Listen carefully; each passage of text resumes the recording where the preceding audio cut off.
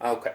Thank you everybody for attending this meeting. I know we're all a little busy today, so I'm gonna try to make this very quickly, but I'm gonna try to make it so that everybody captures the entire information that I want to pass by, okay? So it's very crucial that since we're working here, that we're all on the same page on quality measures, okay? And I know that some of the people are here are new, so I'm gonna explain a little bit about what quality measures means. As we all know, we all ensure to provide excellent healthcare to all our patients in our community per the guidelines of the Department of Healthcare Services. So they pass along information to us, guidelines, if you will, standards that will help us to elevate our methods as well as what we do for our patients. Okay, so if we had to compare this, so to speak, in simple terms, okay, by a show of hands, how many people have been to a restaurant where the tables are dirty and the utensils are dirty and the cups are dirty? You have?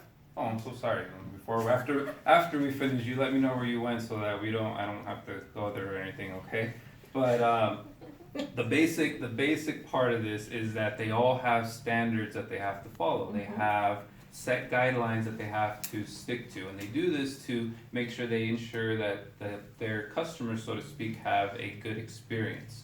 And that they are provided excellent service. And that's the same thing that we do here with our quality measures. Okay, so today that's what we're going to discuss for the ones that are required for the 2019-2020 year. Okay, so large population of our members are IHP.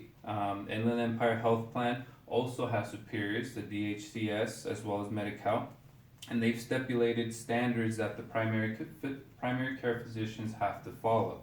So some of these, I'm not going to talk too much in depth, like Proposition 56 and value-based payment models, as well as sanctions for not following standards. We're just going to talk about the stuff that we can do at our levels. Okay. So to get that started, some of the new measures that they implemented for the 2019-2020 year is the adult BMI standard, or the body mass index standard. Okay, this is the percentage of members between the ages of 17 and 84 and who have had a visit and whose body mass index is captured in the 2019 calendar year. So what does this mean basically? People that are between the age of 18 and 74 who come in, we measure their height, their weight, we calculate their BMI, and then we capture it with the proper coding. Okay, so it's going to be hard, or actually rather this is actually one of the easier ones that we can do, because when we see our patients, our current EMR system does that for us. So when we input the height and the weight, it does the BMI. So all we have to do as far as back office medical assistance, yes, is just input the right ICD-10 code into the encounter, so that way we capture that BMI. It's technically only required one time, but we're gonna do this for everybody just so that way we can make sure to capture everything. Sorry about that. And then make sure that we meet that standard per DHCS, okay? So an example would be 24-year-old male, 67 inches, 147 pounds, state B a BMI of 16.6, okay? So the ICD-10 for that would be Z76.8 for a body mass index below 19.9. So what I'm gonna do, I'm gonna make sure all the back office personnel has a list of the necessary ICD-10 codes, so that way they can input it into each encounter based on the BMI that they see on that encounter, right?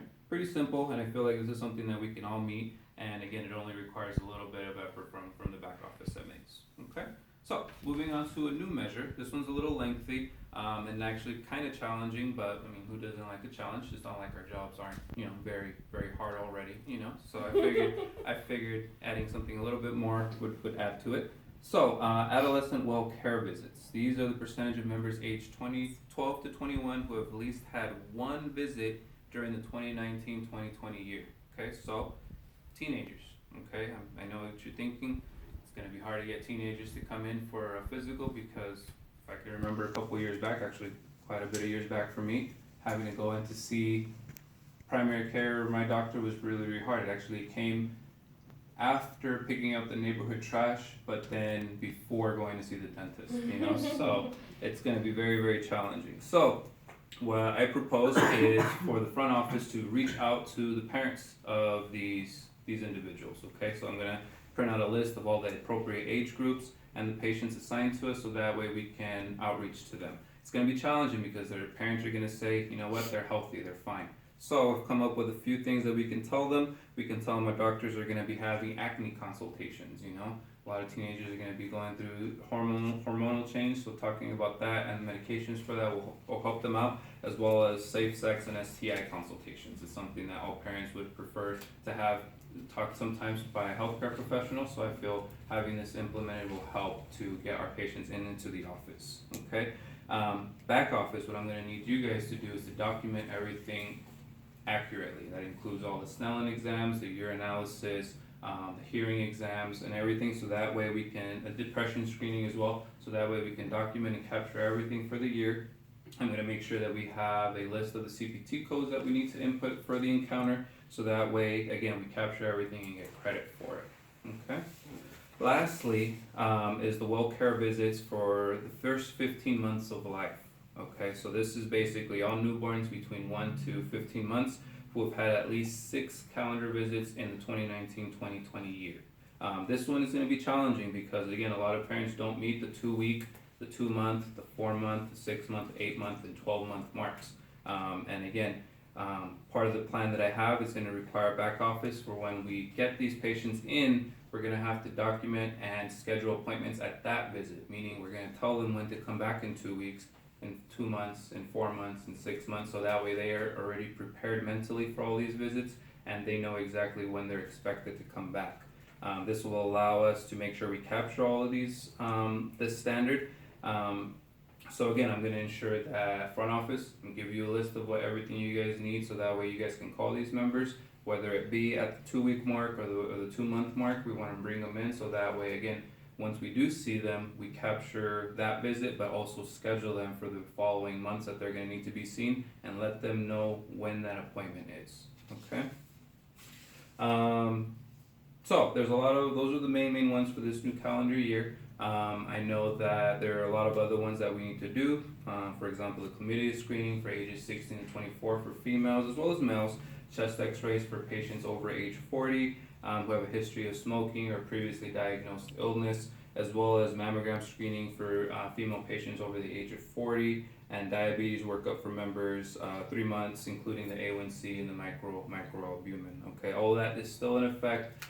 So we want to make sure that, again, we're following the health maintenance alerts that are set up in our EMR system, so that way we can make sure that we follow and keep up with all the necessary standards that are required of us.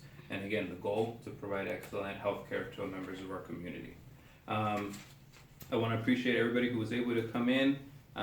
Again, the purpose of the meeting was to implement all and talk about all these new measures. There's a lot of benefits to it, not only to keep up with what's required of us, but again, there's a lot of benefits. Once we're able to meet these standards, there's a lot of recognition that we can get, incentives that we can get, and all that just furthers the goal of the clinics to provide excellent care to the healthcare community. Okay, so thank you very much for everybody attending. Thank you.